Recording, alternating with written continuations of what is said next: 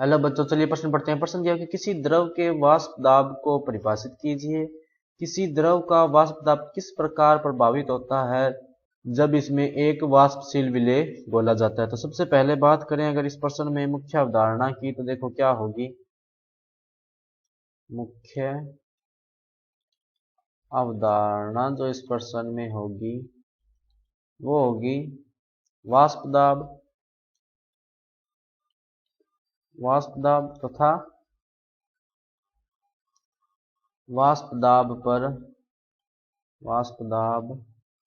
पर विलेय का प्रभाव, विलेय का प्रभाव। तो देखो क्या होता है वाष्प दाब। सबसे पहले वाष्प दाब देखते हैं कि साम्य अवस्था पर किसी वाष्प द्वारा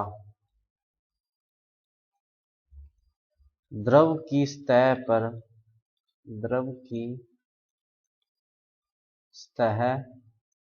पर लगने वाला दाब, या अपने ये भी कह सकते हैं कि वाष्प द्वारा लगाए जाने वाला दाब, या वाष्प द्वारा लगाया जाने वाला दाब, लगाया जाने वाला दाब क्या कहलाता है? वाष्प दाब कहलाता है। वाष्प दाब कहलाता है। और इस वाष्प दाब को अपने इस उदाहरण से समझ सकते हैं कि जैसे मान लेते हैं अपने पास ये किस तरह से एक बर्तन है जिसके ऊपर जो है अपने इस तरह से ढक्कन लगा के रखा हुआ है, और नीचे जो है वो स्टोव की सहायता से अपने इसको जो है वो गर्म करें, और यहाँ तक मान लेते हैं कि इसमें पानी भरा हुआ है।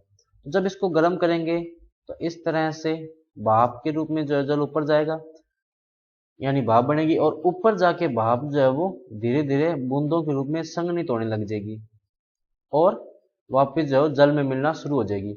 अब शुरुआत में तो क्या होगा, भाप ज्यादा बनेगी और भाप से जल जो है वो कम बनेगा, लेकिन एक ऐसी स्थिति आएगी जब जितना जल भाप में बदल रहा होगा उतना ही जल वापस जो है वो द्रव में बदल रहा होगा। इस स्थिति में ये जो वाष्प बन रही है जल की, वो उस जल की सतह पर जो दाब लगाएगी उसी को क्या कहेंगे, अपने वाष्प दाब। अब अपने देखते हैं कि वाष्प दाब से संबंधित नियम क्या होता है। द्रव का वाष्प दाब, द्रव का वाष्प दाब जो होता है वो वाष्पशील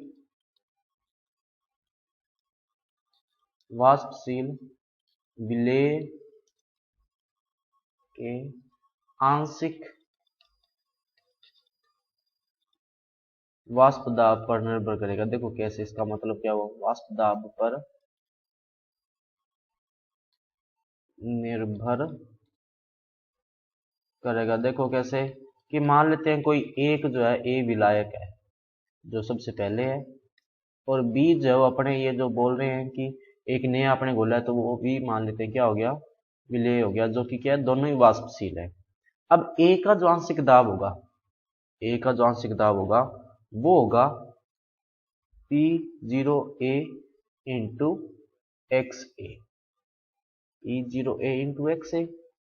और बी का जो आंशिक दाब होगा वो क्या होगा, P0B इंटू एक्स बी। यहाँ पर एक्स ए और एक्स बी तो क्या है, मोल भिन्न है, संबंधित मोल भिन्न है दोनों की।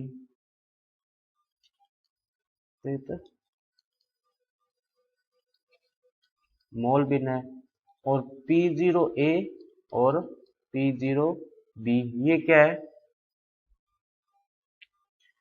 ए बी के शुद्ध अवस्था में वाष्प दाब, शुद्ध अवस्था में वाष्प दाब। तो कुल दाब जो होगा P टोटल वो कितना होगा, P0A एक्स ए प्लस P0B एक्स बी। इसका मतलब क्या हुआ कि जो अपने नया विलेय घोल रहे हैं, अगर उसका वाष्प दाब जो विलायक से ज्यादा हुआ तो कुल वाष्प दाब बढ़ जाएगा, और अगर उसका वाष्प दाब जो विलायक से कम हुआ तो कुल वाष्प दाब में क्या हो जाएगी, कमी हो जाएगी। और दूसरी बात इस पर भी निर्भर करेगी कि वो मोल बिन कितने हैं। अगर मोल बिन ज्यादा मिलाएंगे और वाष्प दाब भी उसका ज्यादा है तो और ज्यादा बढ़ोतरी होगी। लेकिन मान लो कि वाष्प दाब जो विलायक से क्या है, कम है, और मोल बिन भी अपने बहुत कम मिला रहे हैं, तो क्या होगा, कोई खास फर्क उस पर नहीं पड़ेगा, यानी कि जो वाष्प दाब है वो थोड़ा बहुत कम होगा। लेकिन निर्भर किस पर करेगा, विलेय की प्रकृति पर निर्भर करेगा। उसका वाष्प दाब अगर ज्यादा है तो कुल वाष्प दाब बढ़ जाएगा, और अगर वाष्प दाब कम है तो वाष्प दाब कम हो जाएगा। और मोल बिन की संख्या पर भी कि जितनी ज्यादा मात्रा में लाएंगे उतनी ज्यादा बढ़ोतरी या कमी होगी। तो बच्चों ये था आपका उत्तर। मैं आशा करता हूँ आपको समझ में आया होगा। धन्यवाद।